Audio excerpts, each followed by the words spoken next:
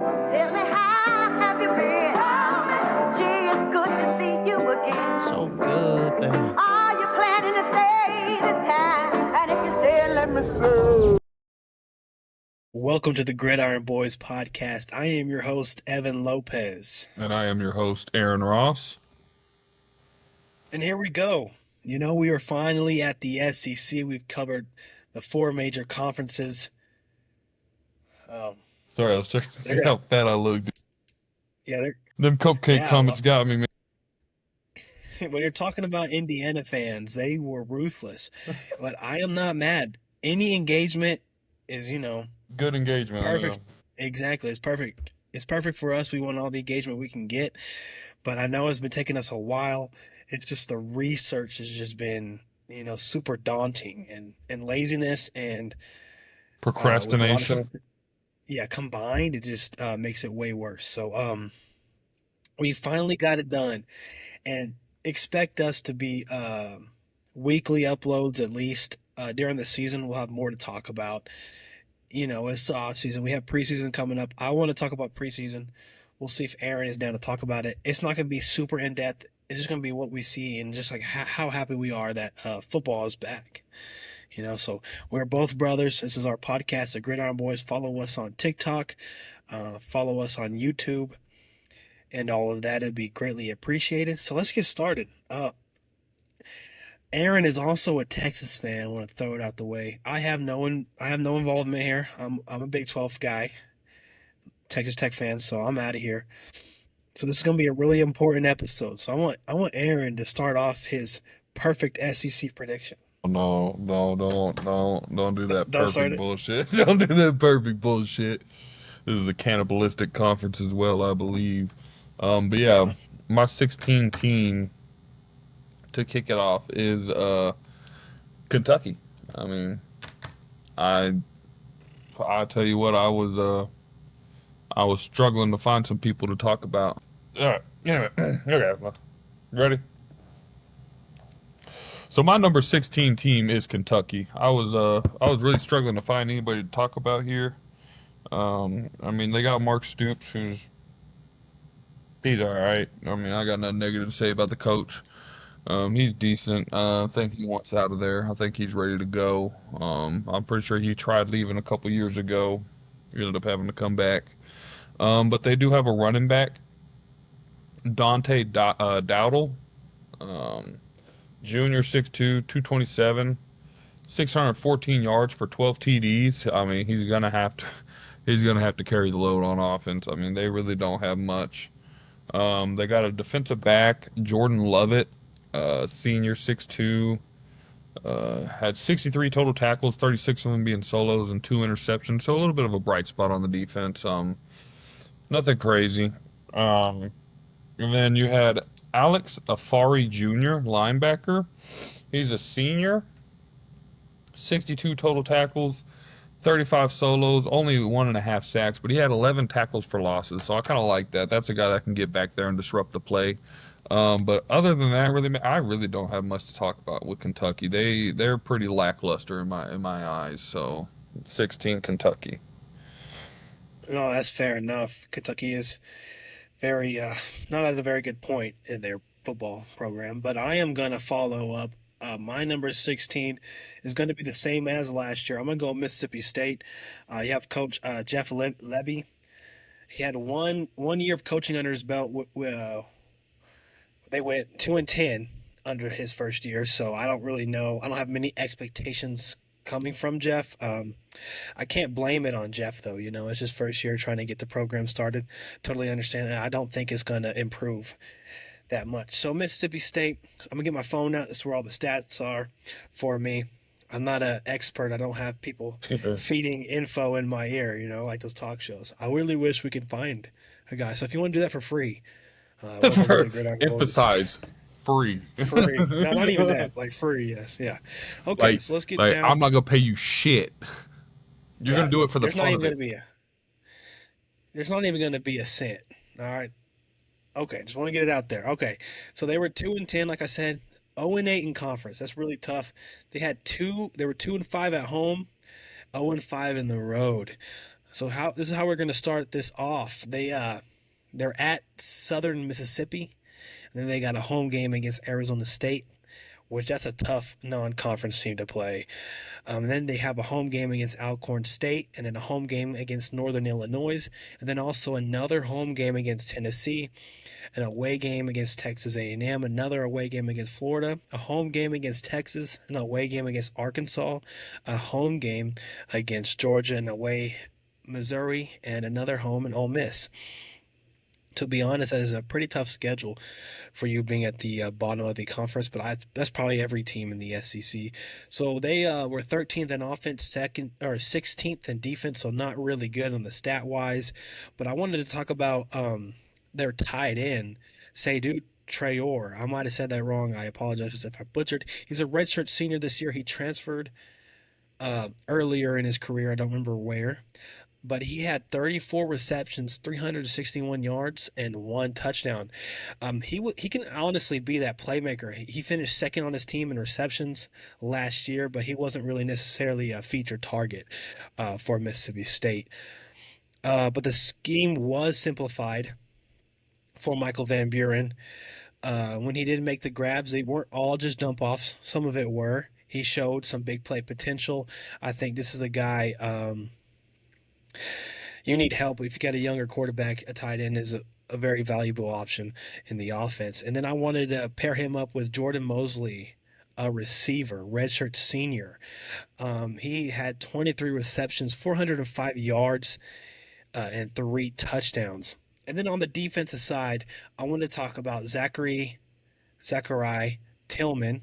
He is an inside linebacker. He is a junior this year. Last year, he had 17 solo tackles, 3.5 sacks, 1 forced fumble, 1 INT, 3.5 tackles for losses, and 2 passes defend. Amidst all the awfulness, Tillman began to emerge as a player to watch and for people to get excited about in Mississippi's State fans. He bursted on the scene against Texas with a half a sack, a fumble recovery, and a blocked punt. That is crazy from an inside linebacker to have all those in one game.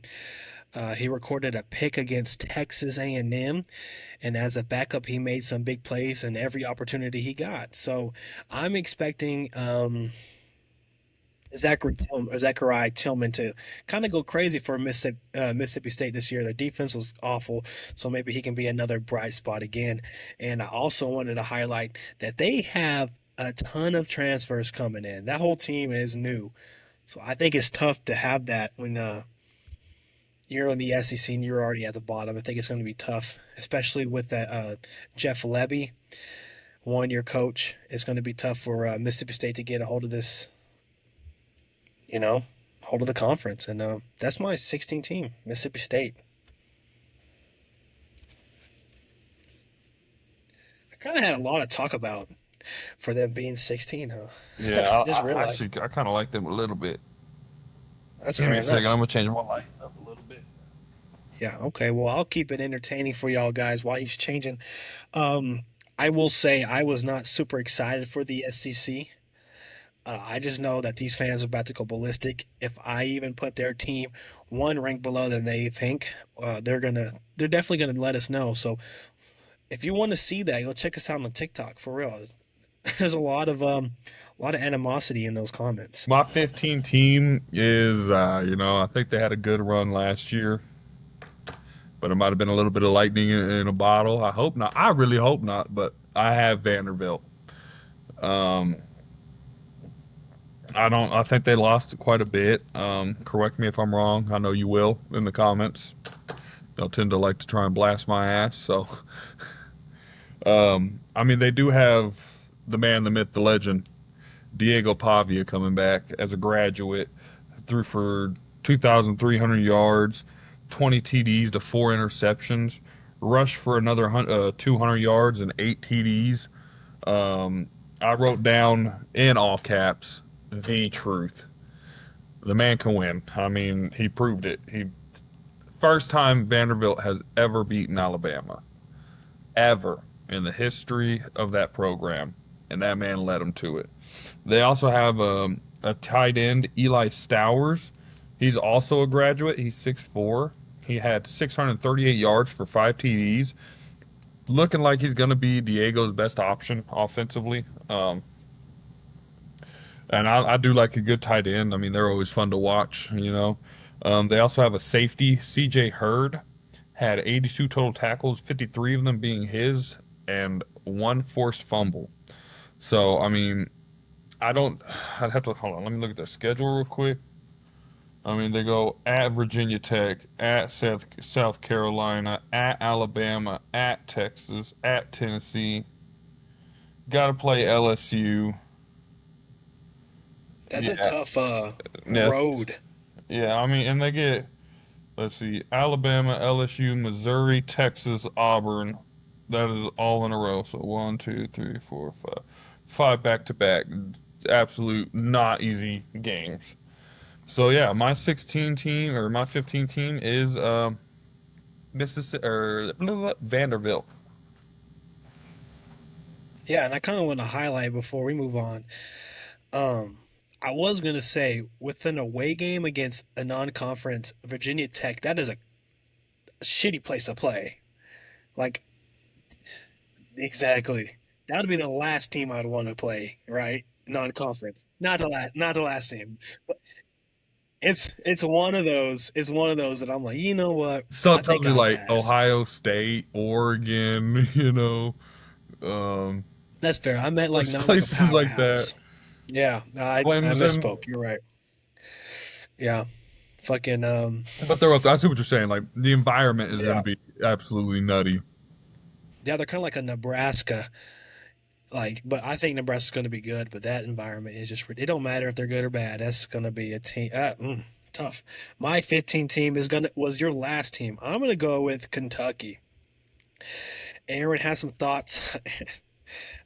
Aaron has some thoughts about Mark Stoops. You think he wants to get out? And that's fair. Wasn't his whole career at Kentucky? I believe so. Um, I think his first year was 2015. If I'm right, I don't know. I have looked at a lot of stats. I don't know, but let's go. They were 4-8 last year, 1-7 in conference, so barely above Mississippi State. 3-5 at home, 1-3 on the road, and I'll get you the schedule right now. We got 3 home games in a row. We got Toledo, Ole Miss, Eastern Michigan, 2 away games in a row, South Carolina, Georgia, and then we got a home game Texas and a home game against Tennessee. Then you got a away game in Auburn, and then you got a home game Florida, home game Tennessee Tech, away game Vanderbilt, and away game Louisiana. Last year they were 15th in offense and 10th in defense. But there's a guy I wanted to and let me know if I can't really write down who you've talked about. So let me know if you've already talked about him. Offense they got Dante Dodwell or Who's this? Dawdle. Kentucky? Yeah, Kentucky. Yeah, I did Sorry, Dante Dottle. Dawdle. Okay, got you. That's my only Um, offensive player. yeah, he is a running back. Aaron already got the stats. He transferred from Nebraska. Kentucky actually struggled mightily in the short yardage situations in 2024, but with this addition, I think that this is going to be a great improvement. He is one of the best short yardage running backs out there in college football, and it was a great pickup for Kentucky to get him. And then I also put down I have no star power in this offense. None. So it's going to be tough. I don't now I'm thinking about it. Damn, I should have put them bitches last, but I didn't. So we're going to roll with it. But I understand no star power, but I think with Dante it could give him at least You not still last can. again. You still can. I'm not changing it. I'm not fucking leaving. Fuck it, we'll do it live. Yeah, exactly. And then defense, Cam Olds, uh, offensive linebacker. He transferred from Kent State. He had 25 solo tackles, 6 sacks, 1 INT, 7 tackles for losses, 3 quarterback hurries, and 1 pass deflected. And then we got Jordan Lovett, I talked about Jordan Lovett. safety. Aaron already talked about him. Thank you very much. And I also wanted to highlight number 90, McQueese Humphrey Grace. He was a late bloomer. He figured it out by cutting his teeth at the FCS level. I forgot. I think this is from On Three, so thank you very much for this. He was a decorated pass rusher. He had 9.5 sacks, 17 tackles for loss last season at South Dakota, and he also is poised to become a star. It says for this Kentucky defense. So they might have a little bit of star power on the defensive side, but offense, I think you only have your running back, and that's my number 15 team, Kentucky. All right. My number 14 team is Mississippi State. I think they're going to have a little bit better of a year than they did last year. And here's why. I mean, they got a quarterback, Blake Shapen, graduate, threw for 1,000 yards, eight touchdowns, one interception, but he was injured last year. I think he should be a boost to Mississippi State's offense. Guy who can generally sling the rock and that's cool. Um, genuinely throw sling the rock and get the ball moving around. And then they have a UT transfer. We transferred from UT to Oklahoma to now here. Brennan Thompson. I don't know if you've heard that name, from Spearman, Texas. Spearman, okay. Yep, senior, 5'9", 170, 230 yards for two touchdowns, but boy, fast, fast, fast. He won, nay, he dominated state track, the state track meet in the 200 and 100 meter, won them both by, I'd say, at least 25 meters. Kicked the shit out of everybody. Was never in question. So I'm really liking that. I think he can really get out of his shell at Mississippi State. It's probably hard for him to see the field at Texas. It's probably hard for him to see the field at OU. 203 yards for two TDs. I don't think he was really seeing the field. I should have wrote down how many receptions, but they also have Isaac Smith, defensive back. 127 total tackles, 46 solos. I believe he's a safety. 1.5 tackles for losses and a forced fumble. That I like that. That's a guy who's willing to get his nose dirty, stop the run.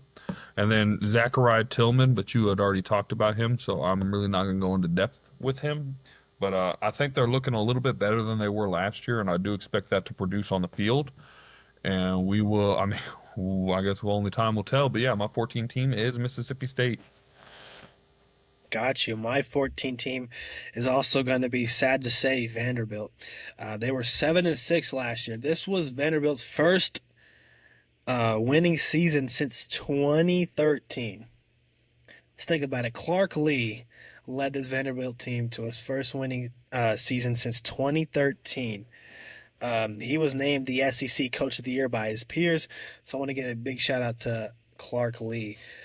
But I think this year we're not going to have the same success. Kind of like Aaryn said, lightning in a bottle. I wanted to highlight Eli Stowers, which he's already talked about as a tight end. I think is going to be huge for David. I left, or Diego, sorry. I left the quarterback to Aaryn. Aaryn loves his quarterbacks, so I got to, sometimes stay away. And I also wanted to highlight Cedric Alexander. He is a running back junior. He had 164 attempts, 586 yards, and 6 touchdowns. Just wanted to highlight him. And then I also wrote down on my notes that the only lineman that is a projected starter that is not a transfer is Chase Mitchell. So you're having a whole new offensive line group, but a guard. So that's going to be tough. That's why I think, like Aaryn said, tons of losses, I believe, as well. I might be wrong as well, maybe. But I hope I'm when wrong. you have a yeah, exactly. But it's like if you have a whole new offensive line, it's going to be tough. Especially in the SEC. You want some guys that have been in the program, know what you're running and stuff. But rooting for Chase Mitchell, just wanted to write him down. On the defense, I got Randon Fontanetta. I butchered that. He has an Great offensive. job. I was close.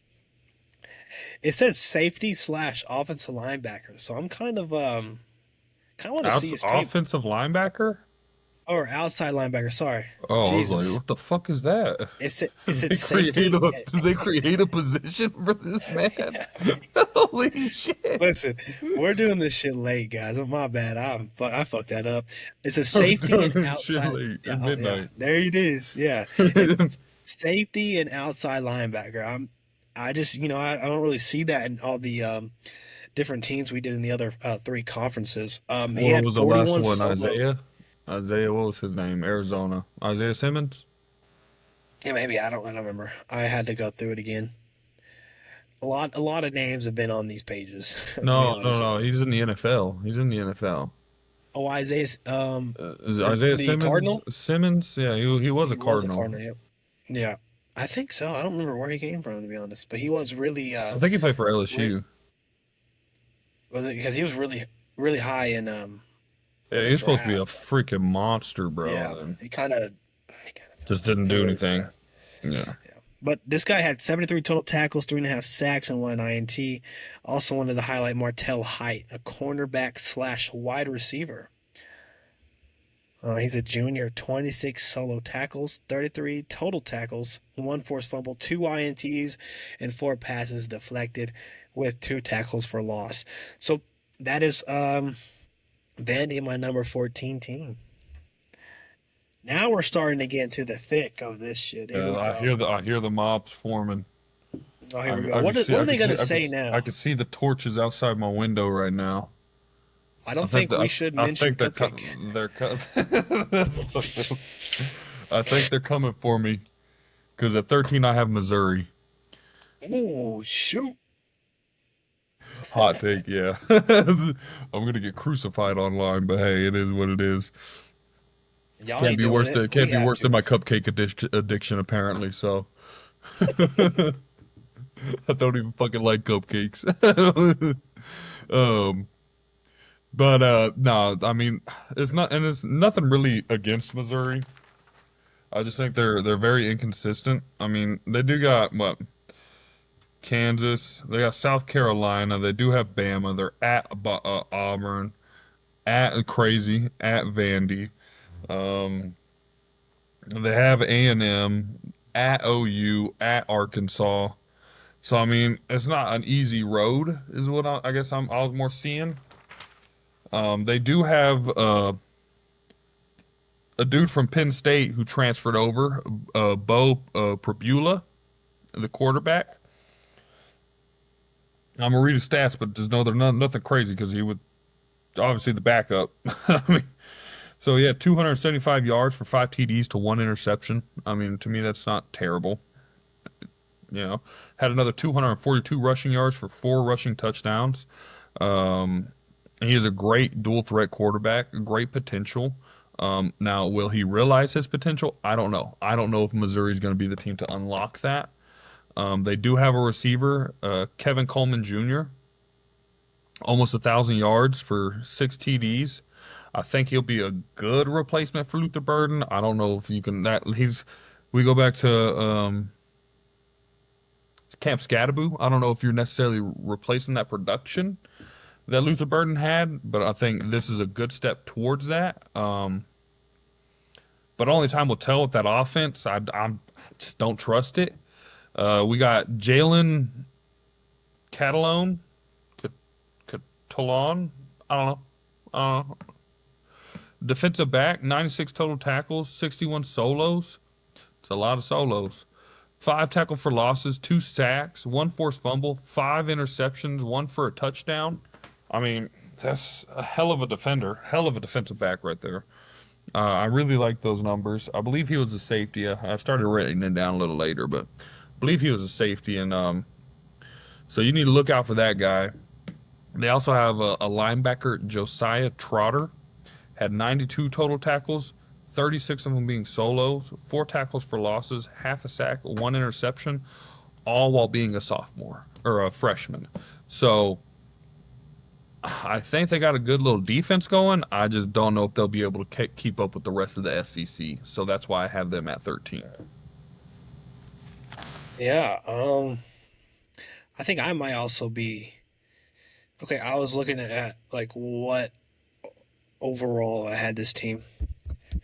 So they went. Okay, so my number 13 team, and maybe I don't think I'm gonna get too crucified. I got Arkansas. I think Sam Pittman is coming the end of his tenure at Arkansas. The fans have not been pleased with him, and I think they are gonna drop Paterno makes again. his return. Oh, sorry. There we go. Sorry, my thing was going crazy. You know, they went 7-6 last year, and I actually predicted them going 6-6 this year. So not too much of a drop. It's just when you're already on the hot seat, a one game difference can really make the difference. Personally, if they won their bowl game, I believe, but it's they want more from this program. I just because I love their quarterback, by the way, Arkansas. But it's like you're in the SEC, dude, and you've had it's just tough. If you were at any other conference, I think you could do very well. It's just with all the teams at the teams that you were ahead, they have gradually gotten better. Besides about three, I think this was a big year for the SEC to improve. You know, like teams like Florida and LSU and stuff. And I think honestly, it's just going to be tough for Arkansas to move forward. And I think it's time for him to head out. I think Sam Pittman's time is coming up soon. I wanted to highlight their schedule here. They got two home games in a row: Alabama A&M and Arkansas State. You got an away game against Ole Miss, and then Memphis. A home game against Notre Dame, an away against Tennessee, home game against A&M, home game against Auburn, home game against Mississippi State, and away game LSU, away game Texas, and home game Missouri.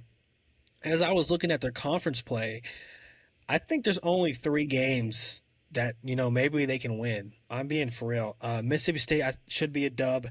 Auburn, it's a toss-up. It can go either way, in my opinion. Missouri is also another toss-up. But the rest, you got Ole Miss. I think you're losing that one. Tennessee's a loss. A&M, I would say it's a loss. Texas is a loss, and LSU's a loss. That's already five. You're going to have the same conference record, in my opinion, 3-5, I believe. Yeah. So That's it's if just Memphis doesn't sneak one out, Auburn doesn't sneak it out. exactly. Those are just iffy games. Auburn and Missouri. That can go Did you either say way. Notre Dame? No, no, I was just talking about conference play, but no, Notre Dame, I think it's definitely a loss. Notre Dame.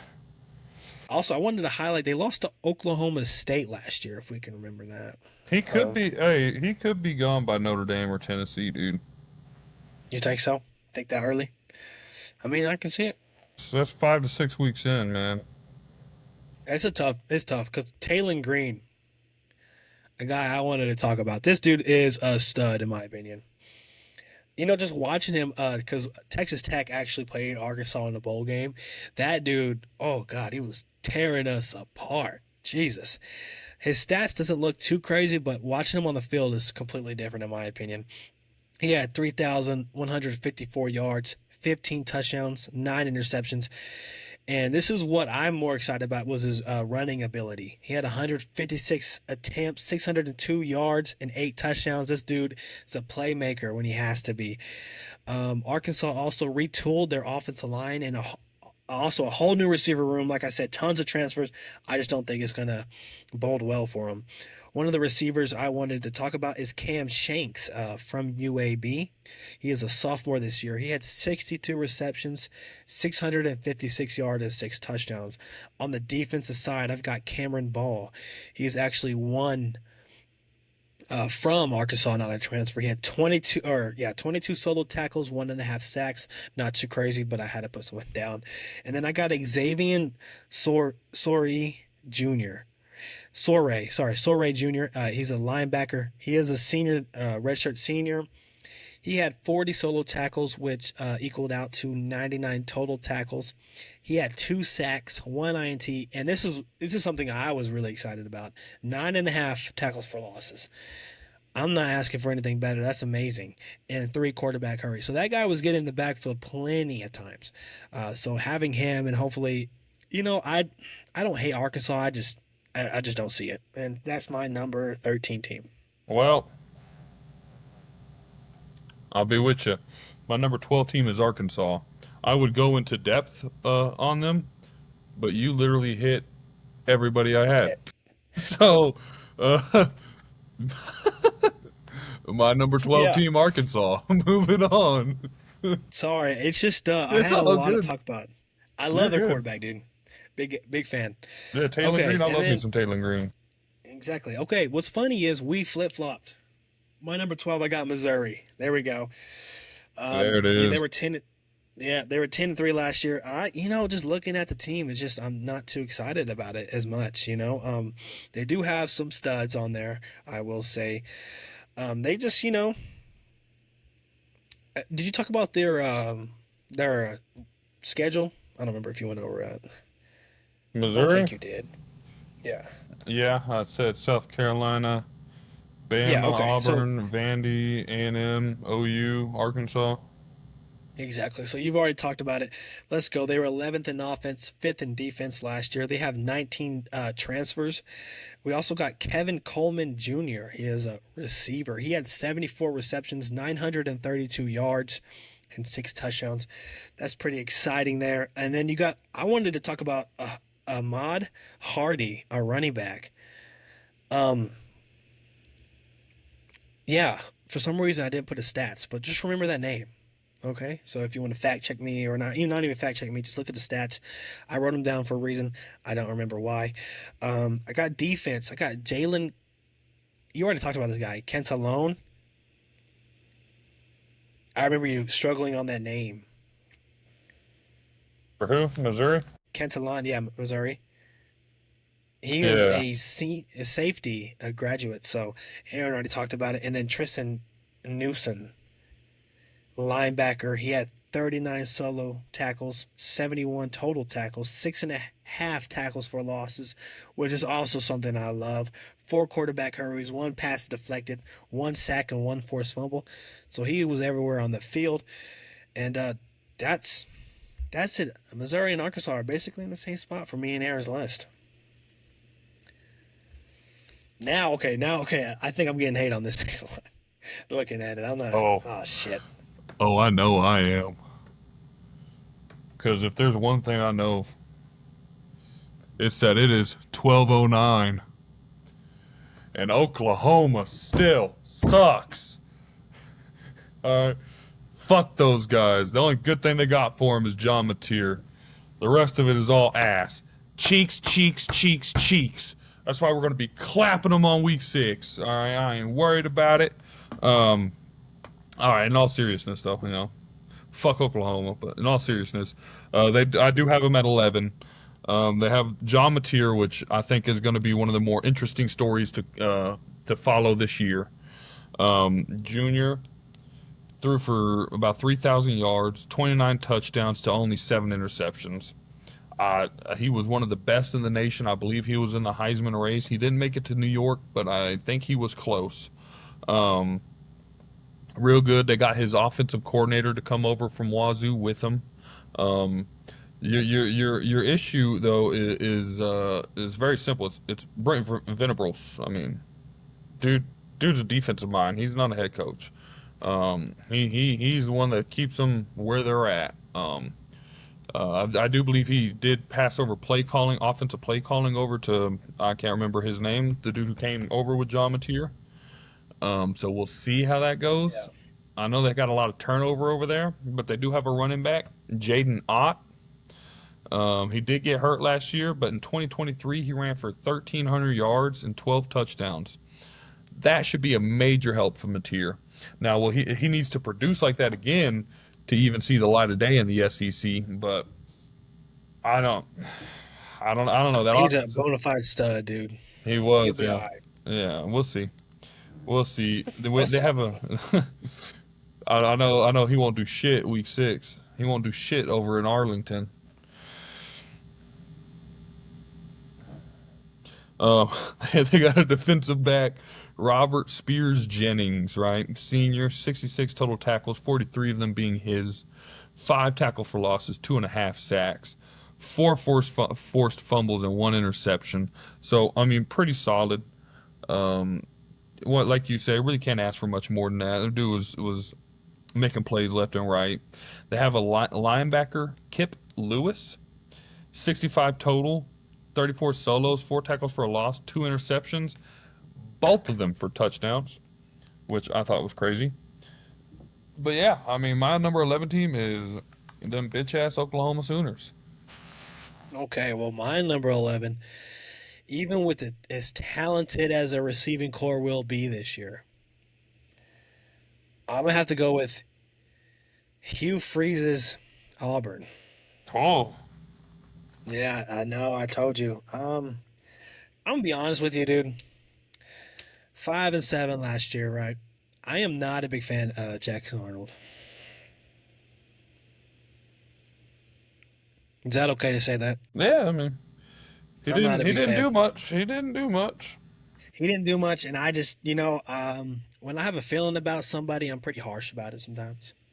And I think this is where it kind of a little harsher, but this receiving core, Cam Coleman, 37 receptions, 598 yards, and 8 touchdowns. And then I have Jackson Arnold's stats from Oklahoma. We all know that.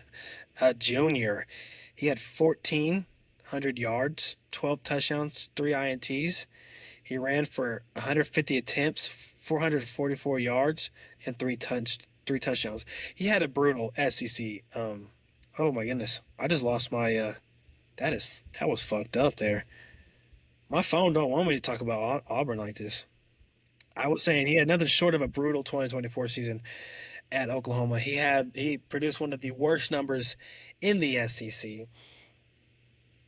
He played well. I will say the offensive line was pretty shitty last year. They did not help nothing. This dude fumbled a lot, in my opinion, too. Was it Texas where he fumbled a lot? I don't remember. I don't really remember. I didn't watch too much Oklahoma games, but I remember they turned over the ball. It was No, ridiculous. I don't think he was starting by that point. Yeah, he was okay. Yeah, you're right. I don't remember whoever that was. Dude, that dude fumbled fuck ton too. That dude, yeah, it was not Jack I Arnold. You're loved it. right. Yeah, well, I wanted a good game, and that shit was lame It as was a shit. good. It was a great game. No, hell no. But I will say, if there was a place where he can, get better, Auburn is definitely the place. This receiver, like, listen, I put him low, but they can jump higher. If this receiving core and Jackson Arnold bodes well, I don't see it happening. I'm just not a fan of him, but maybe. I also wanted to talk about. Let's see. I have written down a lot of stuff. Tigers. I wanted to highlight also Georgia Tech transfer Eric Singleton Jr. He had 1,400 receiving yards since 2023 and the second most among Power 4 wide receivers. And his 664 receiving yards on deep throws is that stretch. Cam Coleman also, he was slotted, like I told you, he was slotted in the sixth on the list that this publisher made. He came out on the strong end of his true freshman season. The former top 5 recruit led the nation with 6 receiving touchdowns to rack up the 6th most receiving yards, 306 yards, across the final 3 weeks of the regular season. So I would expect a lot coming from Coleman. And Auburn also has 3 other intriguing second-year receivers. We have Perry Thompson, Bryce Kane, and Wake Forest transfer Horatio Fields, and also Malcolm Simmons. So this receiving core is going to be something to look for in the SEC. But they're going to be playing tons of great defenses, so we're going to watch that. I also kind of wanted to highlight Anquan Fagans as safety. He is a freshman. He is only behind the only transfer. He is projected as starter on defense as well. And then I also wanted to talk about free safety Matthews Jacoby. And that is my number 11, Auburn. Who knows? They might jump up. I get my hatred for Jackson Arnold might be a little too high on this one. Who knows? Give me 1 second. I forgot to put a Oh, you're good, dude. position. Yeah. You put the position real quick. I will say, I kind of butchered a lot of this reading here. So if that didn't make sense, I'm sorry. I thought I read it correctly. I tried to skim over it as best I could. It didn't do the best, but who knows? Or what? 10. Yeah, we are at 10. Let me get to my. Oklahoma that low, dude. That's messed up, bro. After all they did. Fuck those guys, dude. As a matter of fact, it's 12-17 and they still suck. Moving on. My number 10 team, I have And I've been thinking about this one, and I do not like it because they're kind of starting to grow on me a little bit. I do have Tennessee. Oh my God. Wait, talking about? Repeat that again. Who's your number 10? Tennessee. 10. Get the pitchforks. Get the pitchforks, boys. So when I did this, I wasn't too fond of Joey Aguilar. I wasn't really rocking with what they had going on. But the more I keep thinking about it, I'm like, I kind of like that Joey Aguilar kid. So just know I am sorry. I do wish I could change it, but I'm gonna be with Evan, and I'm just gonna go ahead and stick to my guns, guys. Um, so Joey Aguilar, senior, 6'3", threw for 3,000 yards, 23 touchdowns to 14 interceptions. He will have to clean that up. Um, I do think he can do more than Nico, more than what Nico did there. I feel like Nico was kind of a disappointment out there. He was hyped up to be the next big thing, and then just didn't produce jack squat really. I think they were kind of lucky to have snuck into the playoffs there. They do have a cornerback, Jermond McCoy, 44 total tackles, 26 solos with 4 interceptions. So that's a really bright spot on the defense. They did lose a lot on the defense. They had a pretty fucking nasty defense last year. I think they lost a lot of production there. They also have a Aaryn Carter, linebacker, 68 total tackles, 29 solos, 6.5 tackle for losses with 1 interception. Um, I don't know what I was thinking putting them at 10, but there's my number 10 team right there. That is ridiculous, dude. You know what? I don't really like to question what you do until that one. But fuck it, I'm insane too. My number 10 is Tennessee. Um, I, also, Way to I Pat will McAfee say, that shit. Way to Pat yeah, McAfee that shit. man, Oh, fuck yeah. like you said, dude, I think we might have a little bit of regret here, but I'm just so high on the other teams above Tennessee. It's tough. I get it. We're not experts. Let's get that out there now. But Aaron's right. I don't evaluate quarterbacks as well as he does. But I also have Joey Aguilar written down from UCLA. The whole Nico situation has kind of just put a little bit of A a stain sour on him, taste. yeah. Yeah, for sure. It's weird. I liked how they handled it. It is their fault, honestly, because they were the ones that Didn't want to pay him money he wasn't worth. No, I'm just saying you got him in the first place. Like you brought the problem in, but you did the right thing. It sucks. I don't know. I just feel like the whole offseason has been a juggle. But they were 10-3 last year. They were third in offense and second in defense. Like you said, this defense took a huge step forward last year, but they lost a lot. On the offensive side of the ball, I wanted to talk about David Sanders Jr., an offensive tackle. He in 2024, he was a Max Preps All-American, got snaps on both sides of the ball as a senior. Um, he was a freshman. Did I highlight that? A freshman projected starter, offensive tackle. Forgot to say that. Um, he played for Providence Day. He also played at an NCISAA Division One championship, graded as a 93% as a blocker, and did not allow a single sack. Defensively, he was also credited with 46 tackles, 11 tackles for losses, 16 quarterback hurries, and 3 sacks. If you will listen to the other 3 podcasts of the other conferences, I didn't really write down freshmen, but SEC's got some big old freshmen. Holy shit, it was like fun to pick these guys out and see what they did in high school, you know what I'm saying? So that's going to be one of my guys to watch out. He might be one of the best offensive tackles as he progresses in his career. Also on the defensive side, Joshua Joseph, D end, 17 solo tackles, 39 total tackles, 1.5 sacks, 3 forced fumbles. Damn, 3 forced fumbles? I'm going to call that Peanut Joseph. Sorry, that was stupid. He had 9 tackles for losses, 8 quarterback hurries, and 3 pass deflections. Fuck I does had that it. even mean?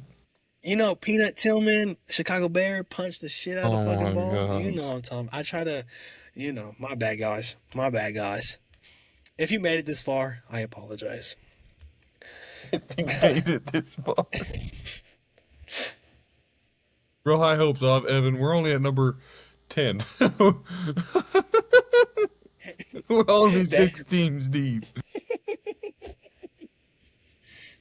okay, my bad. I wanted to highlight also Jared McCoy. You already talked about it, so we can skip that. But now on to a couple of their weaknesses. The passing game last year, super inconsistent. We all know who that was headlined by. Everybody should know his name now. It was a Nico, huge, I'm a leaving. exactly. That was one of the most glaring issues for Tennessee. And then also, like I said earlier, the defensive turnaround last year, they took a huge step forward in 2024, and they established as one of the best SEC defensive teams. Also, not just the SEC, just throughout the whole country. Um, they made the vast improvement to stop the run, which was one of Tim Banks' major points was trying to stop the run, and I think he did that really good. I also wanted to highlight they had no transfers on defense that are projected starters, so you're getting people that have been in the program. This is why I wanted to kind of. It sucks having them at 10, knowing their defense are guys that have been in the program. So it's. I'm sorry as well as Aaryn said. We're both insane, but we are brothers. That's gonna be my number 10.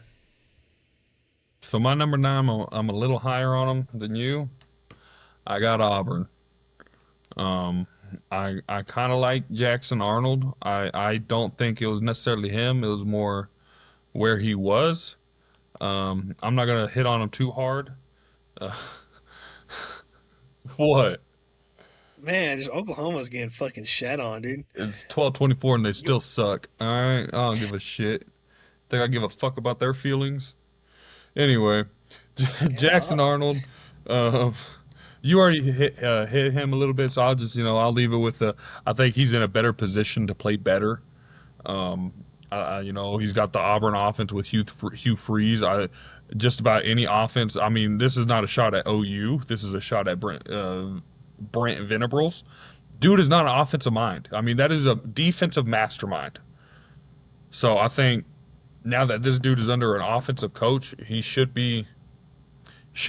play better, I guess. You also hit my receiver, Eric Singleton Jr. So I'll leave that be. But you didn't hit my cornerback, Kayan Lee. Kayan Lee is what we're going to say. Um, 32 tackles, 29 solos, 2 interceptions. Not bad, not bad. I like he's not getting too many tackles. I do like that.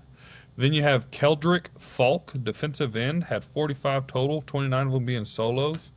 7 sacks, 11 tackle for losses, and 1 forced fumble. I mean, they have some guys on this team.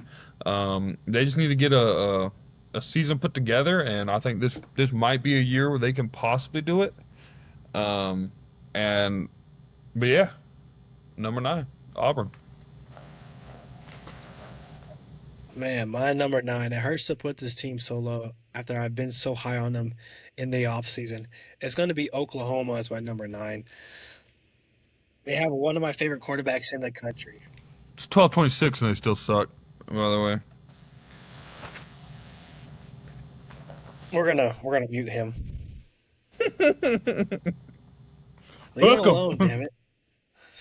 No, they were 6-7 last year. Down year for Oklahoma, we already know that. 14th in offense, 6th in defense. They had a terrible offensive line last year. Jackson Arnold was in the best position, like Aaryn said, and then you had the backup quarterback play terribly. Also lost to was it Army in the bowl game? I hope so. I definitely got that wrong in the bowl pick'em. I thought Sooners were gonna get a dub, and they did not. So we already know they struggled. Okay, so here we go. Roll this down in my notes. The Sooners are looking for a bounce back season. That is their second losing season in 3 seasons. OU has a new coordinators on both sides of the ball. Offensive coordinator Ben Arbuckle leads the offense with newcomers John Mateer. That was his name, Ben Arbuckle, and Jaden Ott, which I'm actually a big fan of. They have a whole host of new receiving options as well, so they bolstered up that receiving room. And then on defense, your boy Brett Venables is taking over the play calling duties. That's perfect. That's what you want. So you're getting a defensive mastermind I to want coach another defense. 55, another blowout. Wow. And the Sooners are also replacing three different stalwarts. Danny Stutzman, wasn't that the guy that wore the Texas shirt or whatever the hell? I forgot. He wore a shirt. He He was wore the like pregame. Yeah, What was it? he wore the hat after he beat us. He wore the cowboy hat, Yeah. horns down, smoking a cigar. That Yeah. piece of shit. Fucking good with Yeah. that piece of It was a shit. pregame. God, that dude It was was a, good. it was a pregame though. They were showing it, and then they play like fucking shit. You're like, well, damn, all that talk for this, that's fucked up. And then Billy Bowman Jr. and Ethan Downs. But offensively, John Mateer. Oh, I hope this dude works out. I'm a big fan of John Mateer. This dude comes from Washington State. Washington State's been known. I don't know if y'all know, but they've been known to produce these kind of guys. This dude, Aaryn already. Did you already go to the stats, right? John Mateer. Uh-huh. Okay, I wanted to highlight 826 rushing yards. He led Washington State in rushing yards, so that's really ridiculous with 15 touchdowns. That guy's a dog. And Jaden Ott, oh, California's going to miss you so much. Oh, I hope he transitions well in the SEC. I think he will, personally. You got a 1-2 punch on this offense. I think they're going to be really tough. But the only thing that drags them down is the damn schedule. What the fuck, SEC? Why the hell did you do this to Oklahoma? I wanted to put them higher than I looked. I was like, God damn. I was Done it fighting to a for better fucking team. wins. Couldn't have Fuck done you, it. dude. Couldn't have done it. Couldn't have I'm just not even done an it Oklahoma better. fan. I was just rooting for him. Also, I just want to say thank you for Marvin Mims. That's all I got to say. Defense for Bronco fans out there. Marvin Jones Jr. Kind of sounded like Maurice Jones Jr. For me a little bit. He had 10 solo, 25 total tackles, 4 sacks, Reese 1 forced fumble. Jones. What a dog. What a name. 3 quarterback hurries. And then we got Robert Spears Jennings. He's a safety, by the way, senior. 43 solo tackles. Maurice Jones Jr., is that what you said? You mean Maurice Jones Drew? I was like, wait a minute, that ain't the right name right there. Yeah, yeah, yeah.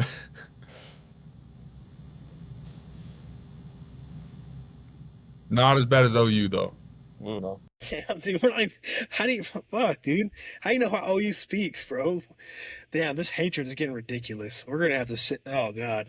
I'm sorry, OU fans. They know. They know. They know.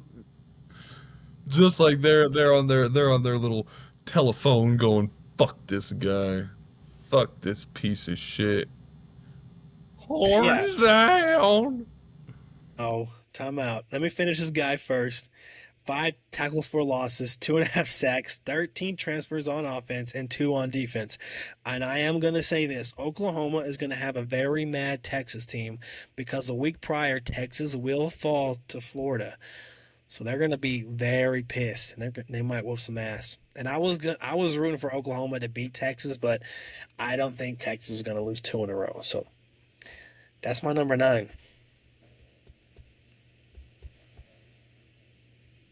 What? You're not losing to Florida? We're just gonna leave that be. We're gonna leave that alone. Cause at my number 8, I have fucking Florida. And they definitely ain't beating no goddamn Texas. And you'd be lucky if DJ Lagway's even healthy. You'll be lucky here we if go again. you'll be lucky if Billy Napier's even there by the time they play Texas. When do they play Texas? Week 5, week 4? Yeah, Yeah, you'll week be 5 lucky. right You'll be before. lucky if Billy Napier's even there. All right. So no, but speaking of DJ Lagway, fucking love that guy, dude. Fucking love that guy. You would think he's going on a fucking hate trip there, but No, I dude. love that dude. Yeah, he's dynamic as shit, dude. I mean, got hurt. I mean, that's his MO though. You know, there's his issues. He's getting hurt. As a matter of fact, they're in training camp right now, and guess what? He got banged up again. So we'll see how healthy he is coming into this year. He might be one of the big what ifs of college football. It's kind of what it's starting to look like. Sounds like damn Daniels from fucking Kansas. Jaden Can y'all get Daniels, your yeah. yeah, Jalen Daniels, Jalen, Jaden. yeah. Y'all get y'all shit together, all right? Both of Yeah. y'all. I want to see y'all play. I mean, he threw for 2,000 yards, 12 TDs to 9 interceptions. I mean, the TD to INT ratio is not pretty, but granted, he was a freshman, so shit happens. You make bad decisions. Athletic freak is what I put down, but like I said, he cannot stay healthy. That's his issue.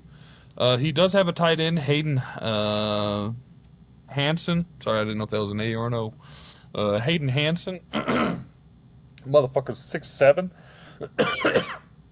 6'7", 271 pounds, 200 yards, 1 TD. Monster of a man is what I put down. Um, Obviously more of a blocking tight end, but I'll say it like I said. I forgot who it was. Why the fuck are we not just throwing that man the football? Red zone situations. Why are we not just throwing it to the 6'7", 271 freak? That's what I'm doing. Fuck it if he's got bad hands. He ain't gonna be contested. Just throw it high. You know? So they got that. Defensive tackle, Caleb Banks.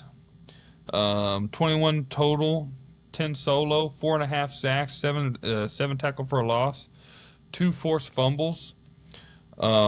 Pretty good stuff right there. But then they also have this kid right here that is named Tyreek Sapp, defensive end. Um, 47 total, 20 solos. Right, he had seven sacks for 13 tackle for losses and 2 forced fumbles. He's looking like probably their best option on the defense. Um, Although I just don't think that they're going to do too hot. I mean, they got LSU, at Miami, home for Texas, at A&M, home for Georgia, at Ole Miss, and Tennessee. And depending if how Florida State is, they also got Florida State. I mean, I am not very high on Florida State, but if they're good, you got Florida State to deal with too. So I mean, their schedule is going to be a bit of a challenge. Well, 1, 2, 3, 4, 5, 6, 7, 7 to 8 possible ass beatings they could be taking. Um, so we'll see. That's why I have them down at number 8, though. My number 8 will also be Florida. I love this team as well. It's one of those teams you want to root for. You look at the schedule, it's a slaughterhouse there. But I will say, it will not surprise me if Florida comes out on top in a lot of them. I love this offensive line. They're one of the best offensive line groups in the league or in the NCAA, whatever you want to call it, in it. The Gators had the third highest graded offensive line in the Power 4 in 2024, 85.9 per Pro Football Focus. They brought back 5 of the 6 players who played at least 300 snaps for them. Jake Slaughter was also one I wanted to mention. He's one of the best returning interior offensive linemen in this sport. He was the only Power 4 center who earned 80.0 plus grades as both a pass blocker and a run blocker. You want to do the center that's dynamic. Centers are one of the smartest people on the football field, and it's one of the hardest positions on the line as well because you got to snap and get your hands up because you got big dudes coming right after you, and you're telling me you're the best at running and pass blocking. That is amazing. That's what you want. Jake Slaughter, big thumbs up for you, man. I also want to talk about left tackle Austin Barber. He also generated first round buzz last year. He only surrendered 5 pressures on 107 true pass sets last season.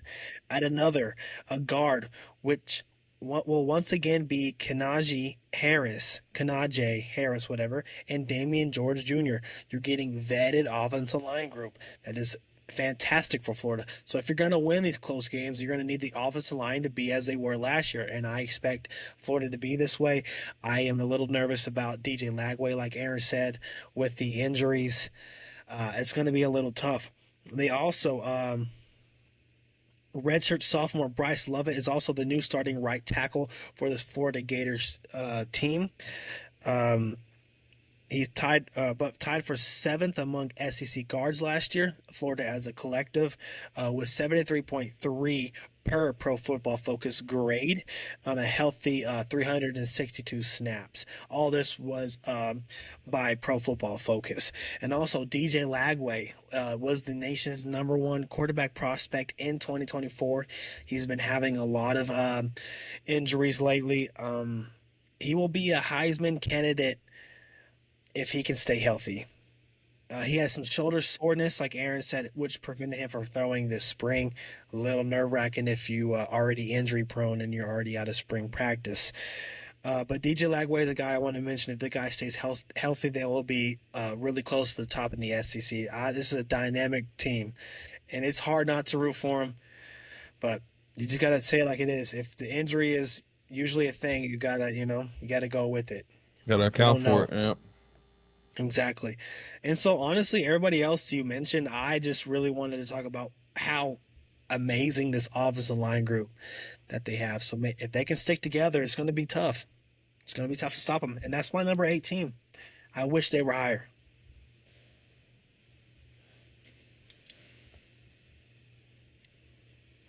What are we doing? We're getting the pitchforks ready. Because I got a fan base that's going to be coming for my head. I'm about family threatened and hate mail sent my way. Because my number 7 team, I gotta say, I'm not necessarily understanding the hype. South Carolina. I'm not necessarily understanding the. Shut the fuck up. I'm not understanding the hype behind this team. I mean, Lenore Sellers is an absolute athletic freak. Yes, I will give you that. But y'all are sitting here acting like this man was the greatest thing that ever graced college football. He had 6 good games. Scratch that. He had 6 good rushing games. And now we're going to worship the ground he walks on? Like, no. How did he do the first 6 games? Let me tell you. 2,500 yards for 18 TDs and 7 interceptions. Nothing crazy. Nothing insane. Back in 674 rushing yards to 7 rushing TDs. Yeah, that's pretty good. You think people ain't going to key in on that? You better hope that motherfucker can throw the ball. Because people are going to start locking in on his legs. They're going to make sure he can't run. I mean, you also... let's look at the schedule. You got home at Virginia Tech. You got Missouri, at LSU, OU, Bama, at Ole Miss, at A&M, and Clemson. I mean, that's not a very good schedule for you.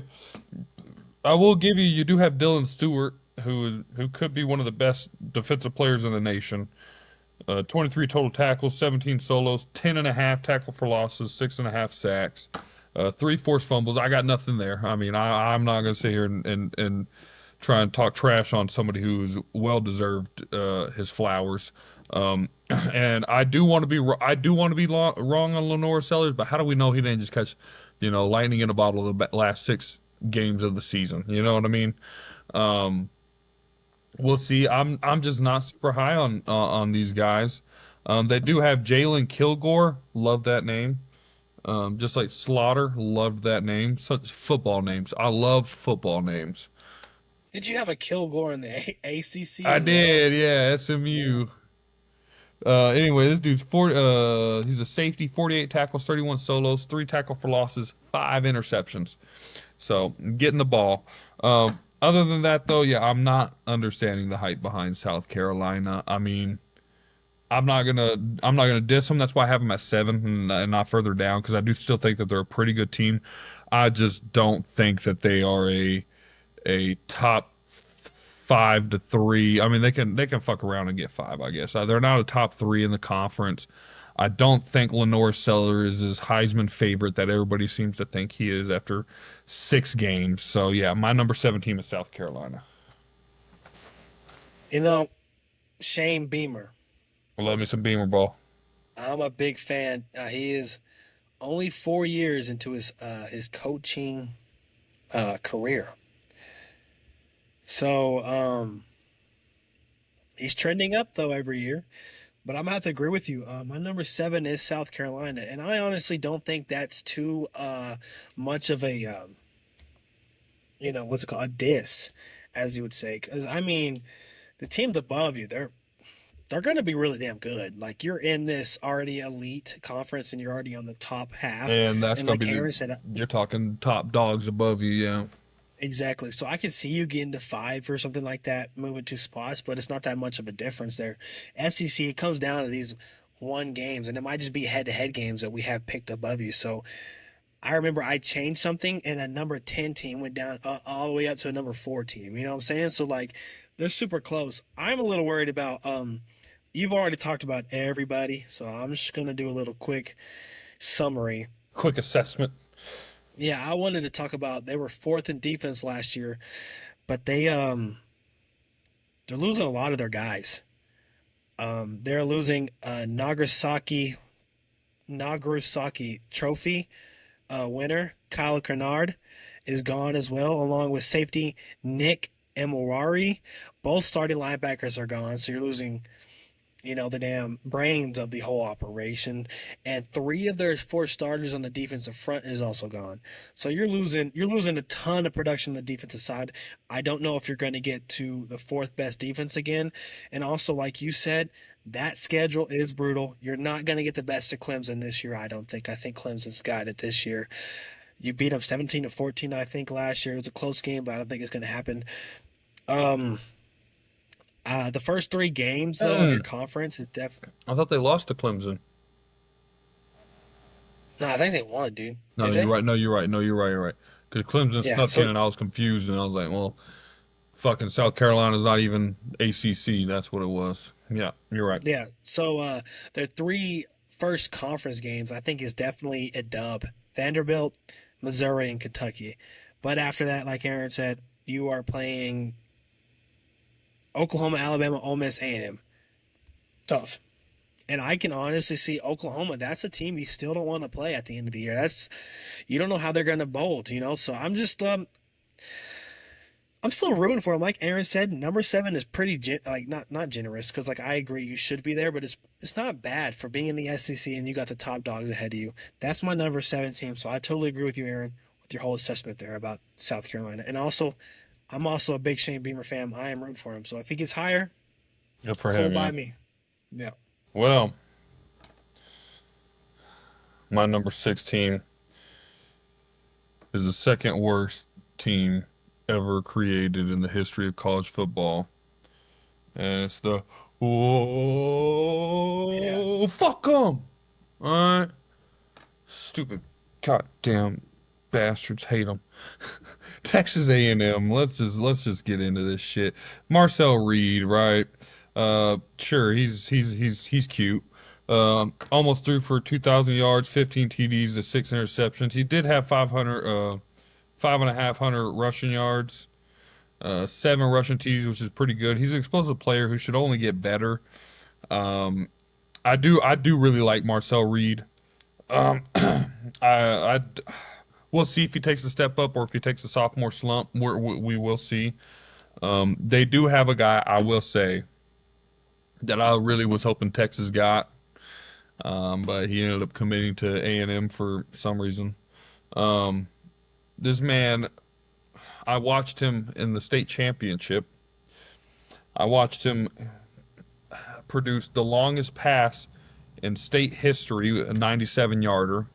I watched him then turn around and have the longest run in state history with a 93-yarder, right? Terry Bussey, absolute dog, great potential. At the state championship, he had 466 total yards.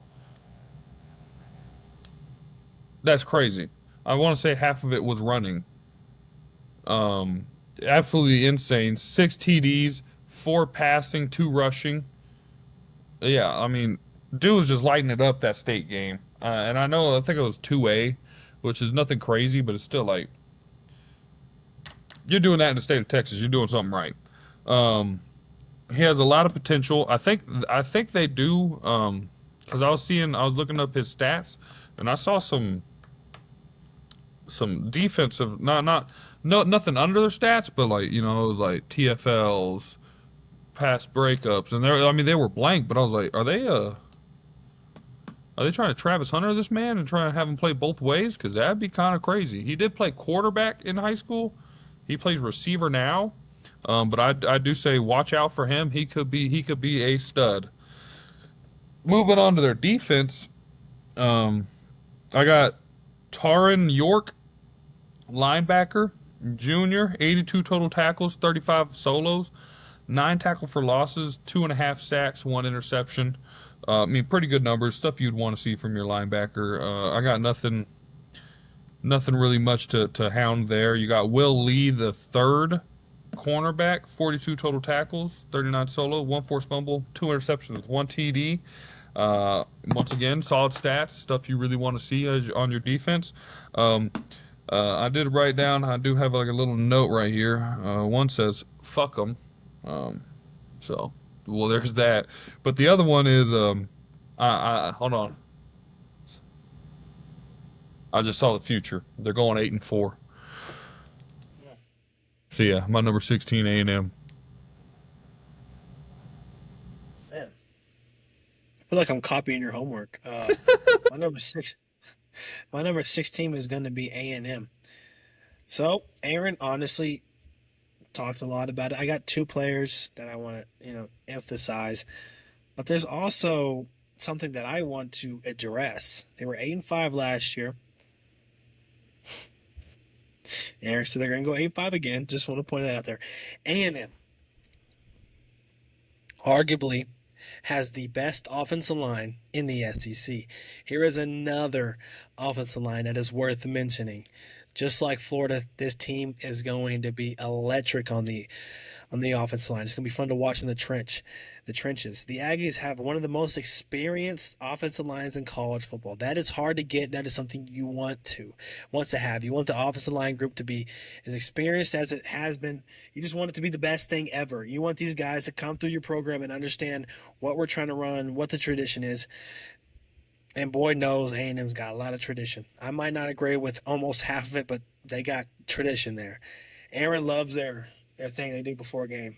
As all six players who's played at least 300 snaps in 2024 are back for another year. So you got five guys back and then another guy as depth piece. That's perfect. The star of the bunch is Amarj Reed Adams. He is the best guard in college football. He was second among Power 4 guards in overall grade, run blocking grade. He is also in PFF wins above average metric last season. So, I mean, that dude's a dog. Reed Adams is someone you need to watch for. He's one of the best in the country. Sorry about that. The only players who bested him in those metrics was Willie Lampkin, who is now with the Los Angeles Rams. So that guy is a dog. Also, Trey Zun III and Demetrius Crownover are the two starting tackles for the Aggies. There are some dogs as well. Chase, I'm not even going to try his last name, but Chase is a starting left guard and tied for 8th in the SEC with a 71.8 run blocking grade a year ago. Also, the center. I know y'all guys know his name. I'm not familiar. Kalunu, yeah, is back at center and only allowed 1 sack on 381 pass blocking snaps last year. And their quarterback situation wasn't the best last year, and he only had 1 sack gave up on the center. The center is one of the most important pieces. That and, the opposite side's tackle, that's facing the blind side of the quarterback is also one of the most important pieces in the offensive line. Those guys are really important. So if you got a center that is back for another year, you got one of the most experienced lines in college football. It's going to be fun to watch.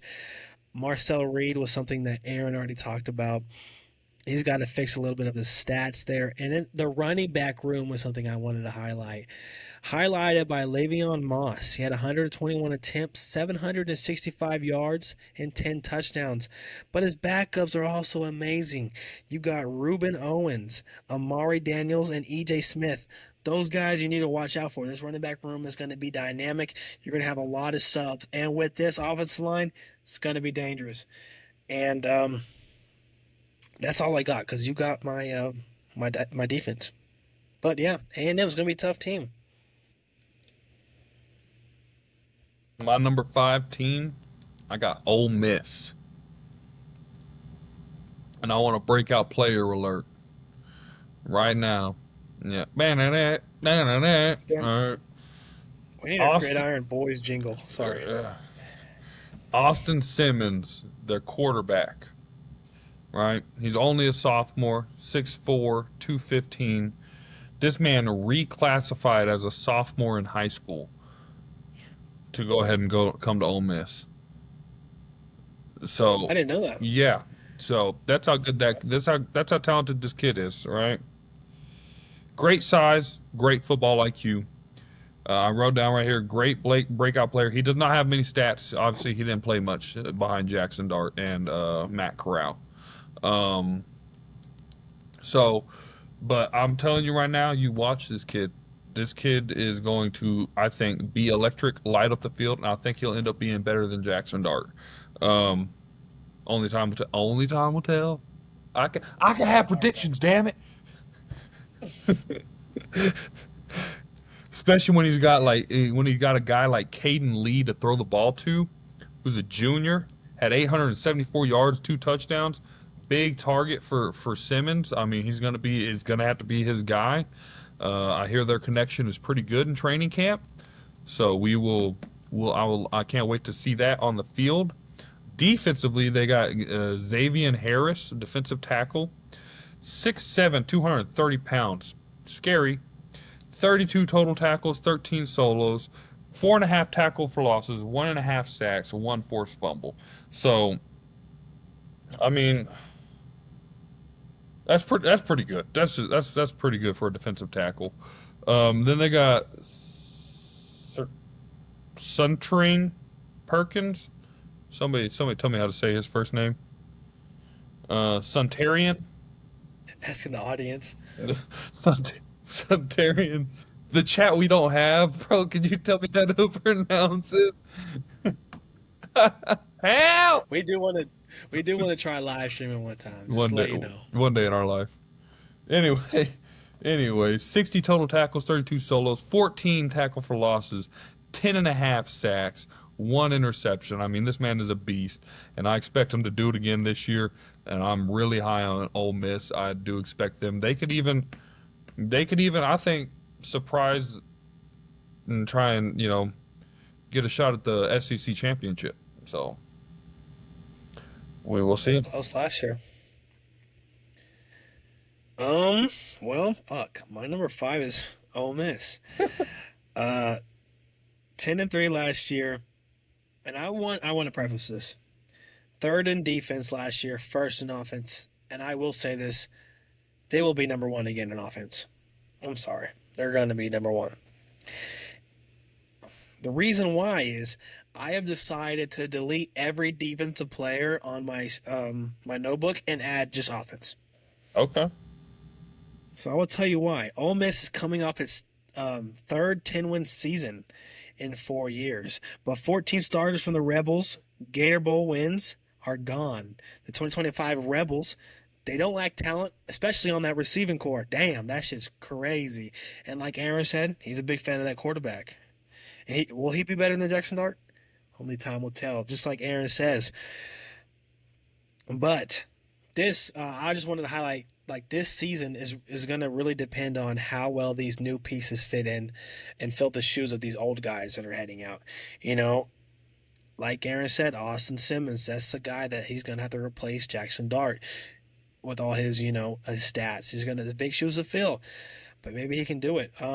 The offensive line is also going a whole new makeover. You got 4 new starters. That's something that's a little worrisome for me, having 4 new starters. But you never know. Maybe it can bode well, especially with this offensive line. If this quarterback can get the ball out quickly, offensive line is going to be thankful for that.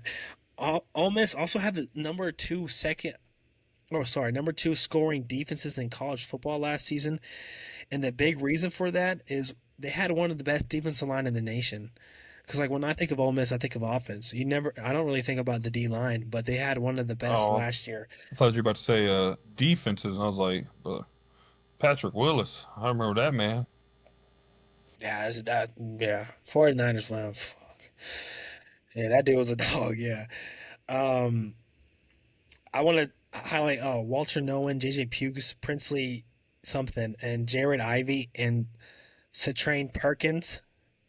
It's some crazy names, but that D line is going to be great as well. They have tons of transfers as well, but just how it happens. Lane Kiffin ain't afraid. Okay, so let's start off with Damian Taylor. Tell me if you told me about anybody. Running back. He had 173 attempts, 1,010 yards, and 7 touchdowns. Okay, let's move on to another receiver. Deshaun Stribling, receiver, right? Redshirt senior, 6'2", 200 pounds. Transfers from Oklahoma State. He had 52 receptions, 882 yards, and 6 touchdowns. How about we go to another receiver, Harrison Wallace III. He's transferring from Penn State. He had 46 receptions, 720 yards, and 4 touchdowns. Caden Lee, you've already talked about it. He had 874 yards. That is three receivers above 700 yards. And I also wanted to highlight Traylon Ray. He had 426 yards. He transferred from West Virginia.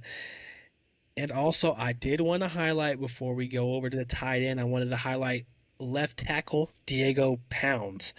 So watch that guy. Also, Ole Miss, they might have one of the best tight end rooms also in college football, thanks to Luke Hans and Daquan Wright. Hans transferred from Arkansas. Um, also, according, I think it's to Pro Football Focus, he was ranked this guy's 10th tight end in the nation. And Wright had a 75.8 Pro Football Focus grade, receiving grade since 2023. That ranks fourth among the returning power forward tight ends. So you have a 1-2 punch in the tight end room. You have one of the best receiving cores in the country. And it's really all up to us, Austin. You're in a perfect place to get going. This is going to be the number one ranked offense, in my opinion. I think Austin Simmons is going to do well, but these guys above you, dude. These next four above you is going to be really tough to, overtake them in the rankings. So that's going to be my number 5, Ole Miss. Let's see. Let's see if like from from 8 to 1, did we have the same order? That would be ridiculous. But let's see. Who is My his number number 4? 14, I think we are going to be the same here, is Alabama. I don't know how I feel about it. I kind of want them a little lower, but we're going to stick to our guns because they do have this one absolute stud sophomore, Ryan Williams, 18-year-old absolute monster, 48 receptions for 865 yards and 8 touchdowns, one of the best in the nation already. I mean, behind, I don't know, some other 18-year-old, Jeremiah Smith. Two absolute beasts of the game it should be an absolute privilege that we get to watch these guys. You should really soak it in and don't try and talk shit on these guys. You should just watch them be great. Hard not to love that guy. He puts in the work. He does it. They have a bit of a quarterback competition going on right now, so I didn't put one down. You got another receiver, Isaiah Horton, who's 6'4", 56 receptions for 616 yards and 5 TDs. Great size. Should help Ryan Williams. I mean, I doubt you want a 6'4" guy one-on-one with your corner. Like I said, I'm reading this down right now, and I don't know how I feel about them being number 4. You got Bray Hubbard, defensive back, 57 total tackles, 35 solo with 1 forced fumble and 3 interceptions. I don't have anybody else written down. I wish I did. I probably should have done a little more work there. But yeah, that's my number 14. Really? Yeah. Your number 4. Well, I was trying to I didn't write down these guys on my stats, like what position they play. So I really wanted to see where these guys were. But Aaron, this is actually going to be the first time in a while that we kind of broke our little streak. Hold on, My hold on, hold number on, hold on. four, Is it LSU? let's see. My number four is LSU. They were 9-4 last year. They're going to be highlighted by Garrett Nussmeier, which I'm going to let Aaron talk about it. He's been high on this guy for a little bit. Um, I also wanted to highlight. Oh, actually, before I even get to the offense, they were fifth in offense, 11th in defense. So I just want something to make sure you know. 11th in defense, not the best when you're in the top ranked, but that's okay. He had Aaryn Anderson, a receiver. He had 61 receptions, 884 yards, and 5 touchdowns. And also another part of this I wanted to highlight is this receiving core is going to be damn good. Oh, It's can I going to be add damn something? good. Can I add something to Aaron? Yeah, what's up? Also ran a 4.3440. Pretty damn good 40. I think that's really damn good. I got nowhere near a 4.3. Yeah, dude. Smoking my ass, bro. Yeah, I'm getting cooked. But I also wanted to highlight Barry and Brown. I don't have his stats, and Nick Anderson as other guys in this receiving core that I'm really excited about. LSU is going to be dynamic in the offense. Garrett Nussmeier can win the Heisman, and if he does, it wouldn't surprise me at all. And then also Caden Durham, a running back. He is from Dallas, Texas, his high school. I wanted to highlight as well because Aaron loves highlighting these guys from Texas. Duncanville. He is D-Ville, dude. 5'9", and weighs 205 pounds.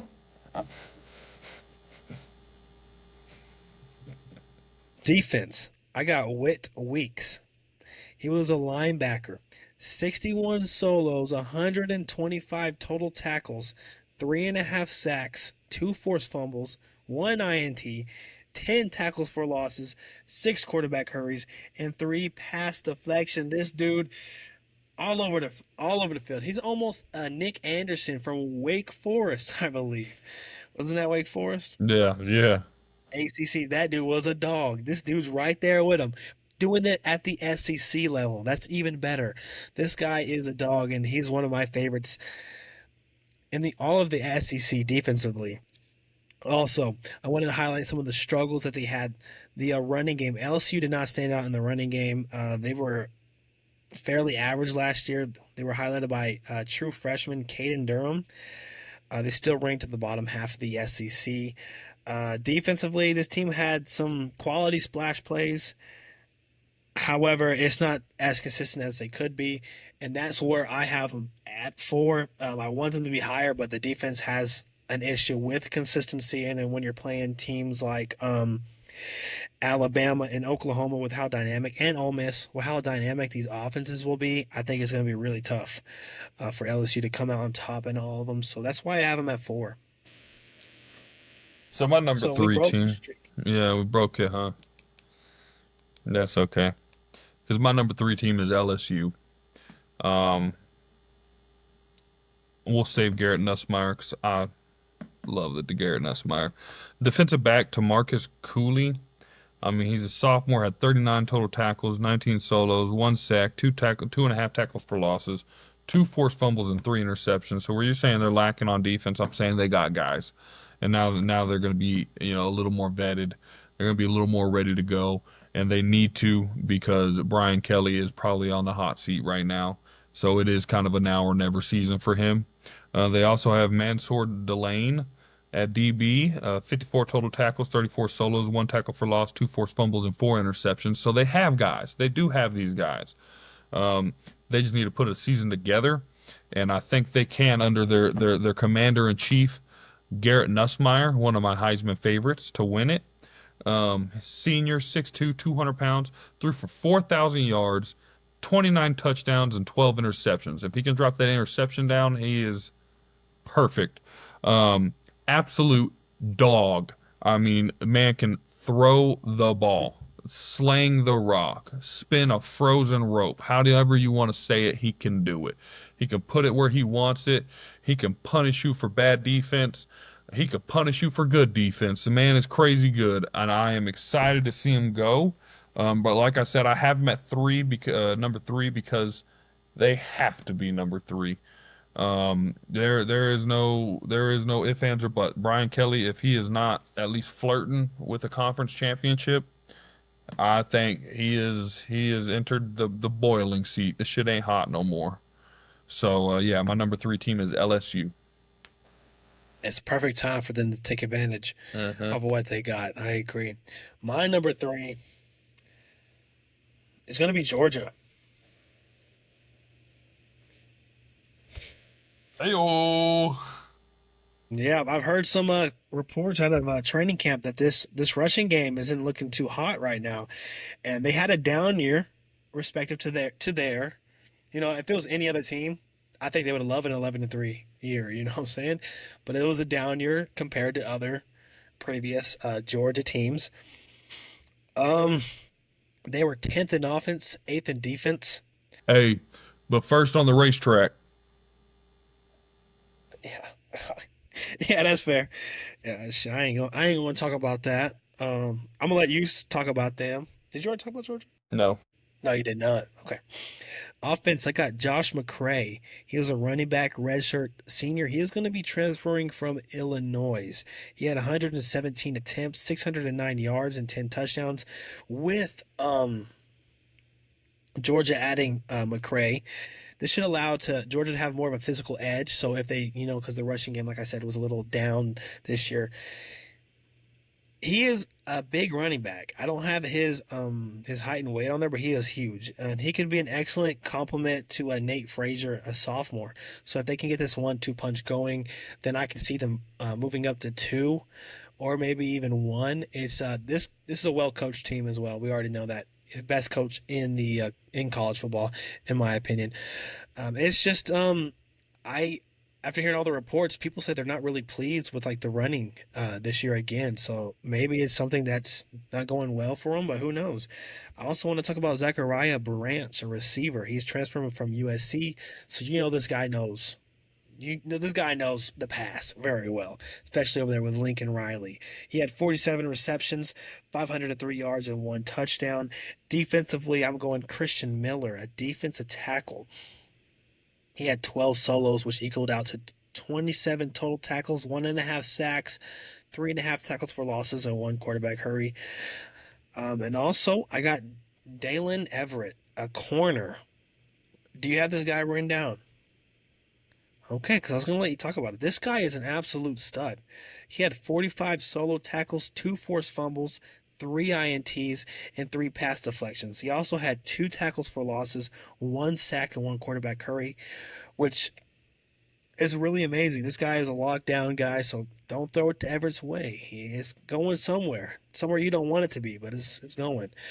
Also, I wrote down some of my notes. The rushing game, I've already talked about it a lot. A lot of room for improvement there. Um, There we go. Georgia's rushing attack only netted 2,034 yards for the season, but opponents managed to gain 2,216 rushing yards against them. So they've already had a net loss there.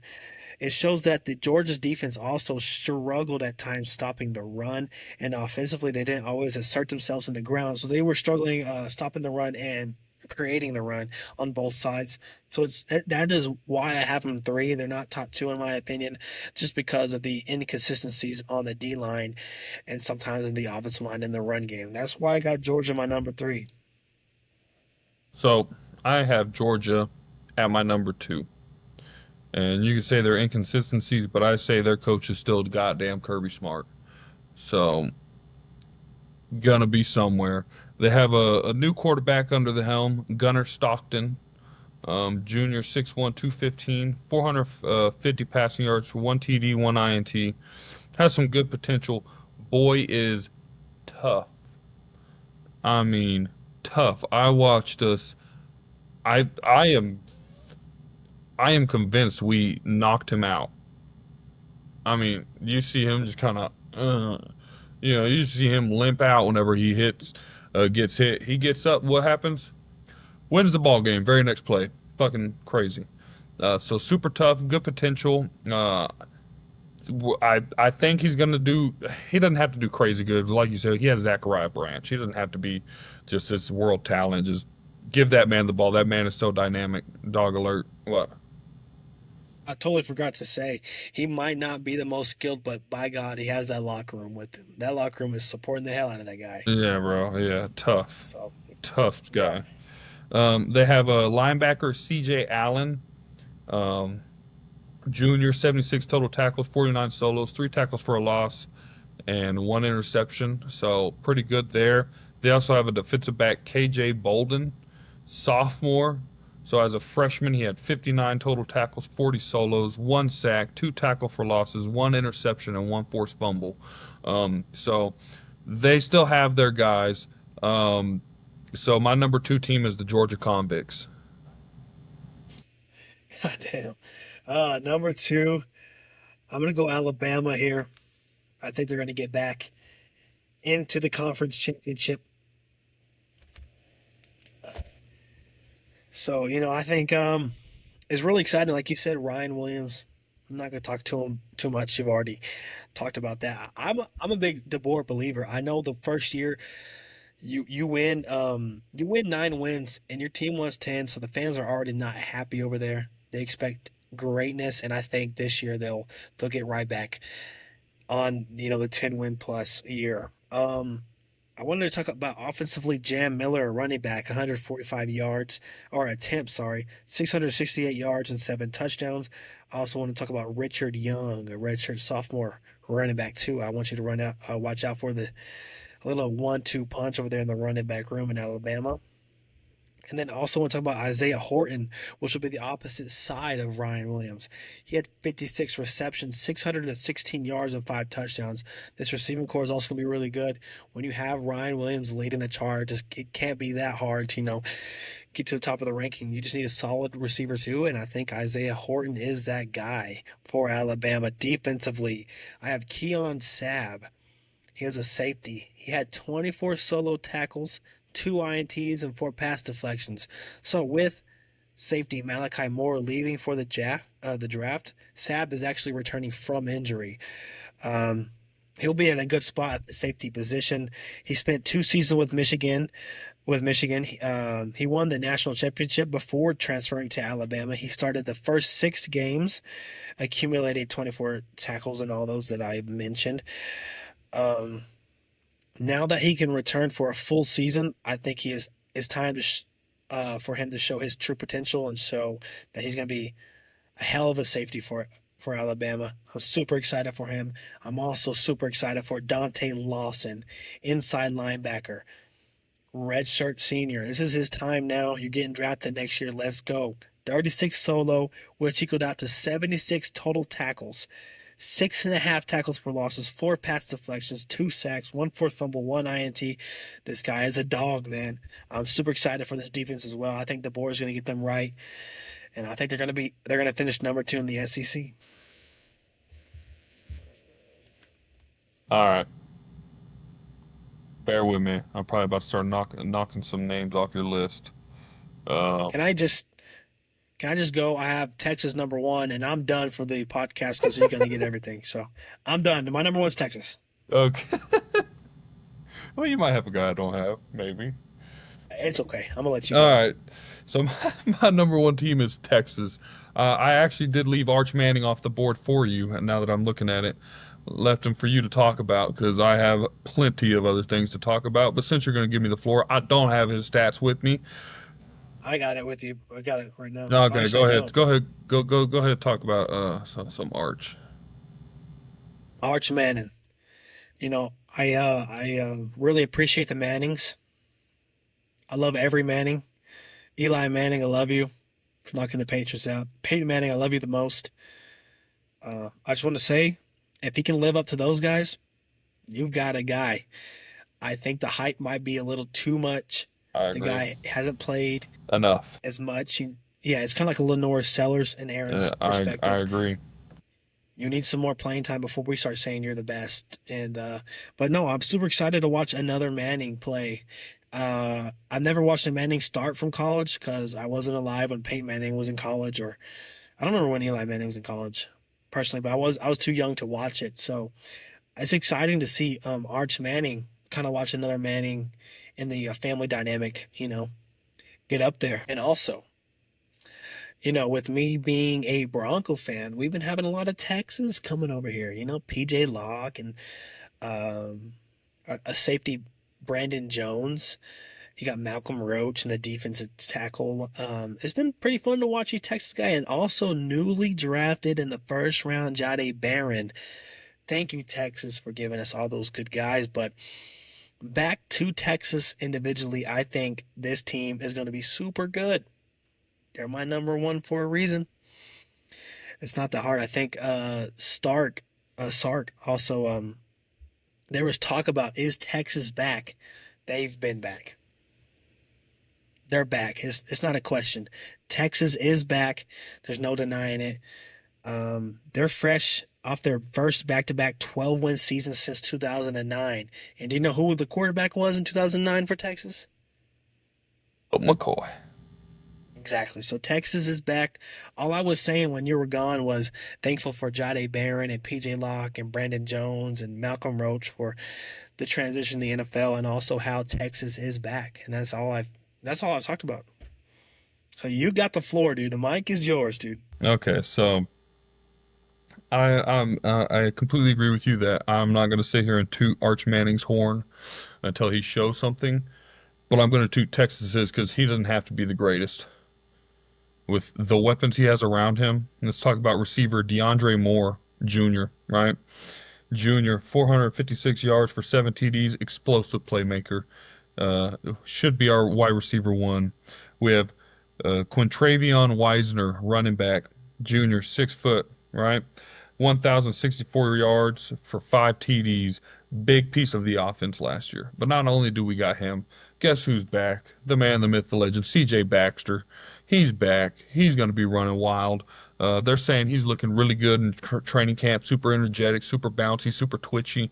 Can really get things going. Really like that running back room. Really like the receiver room. I only put DeAndre Moore. I mean, I could have went Ryan Wingo. Love me some Ryan Wingo. Defensively is where it gets fun. That's where Texas gets real scary. We have an absolute freak of nature, Anthony Hill Jr.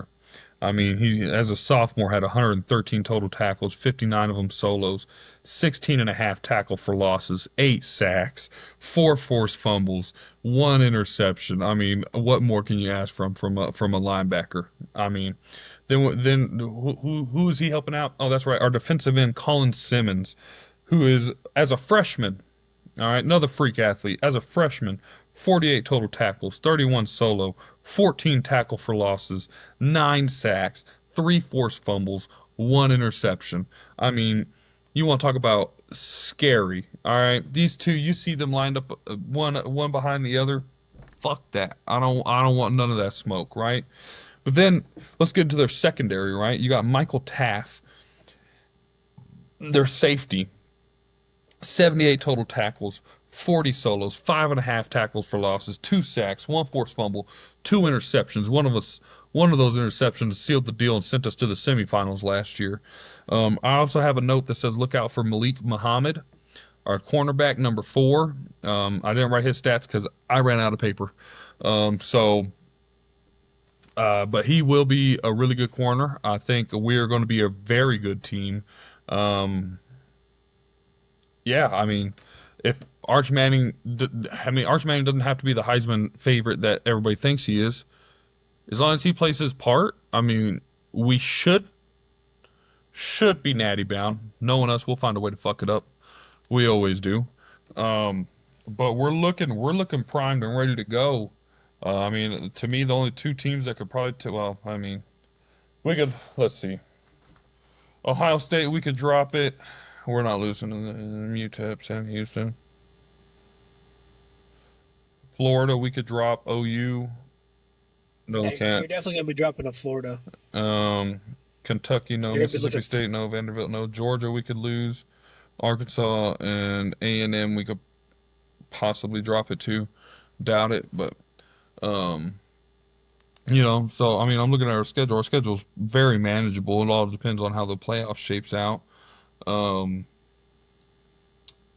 yeah, I'm super high on us. Obviously, I'm not trying to be, a homer and I'm looking at that team and that is just a scary defense and an explosive offense. As long as Sark doesn't sit there and try and get cute and do a double motion receiver screen on 3rd and goal at the 1 yard line, I think we'll be okay. So, thank you for listening There to we my TED go. talk. Hey, well, there we go. We completed the SEC in actually not that long compared to the others. Pretty It's proud of us also there. 1:30 in the morning, so I think we were kind of rushing through that shit because I got work in the morning.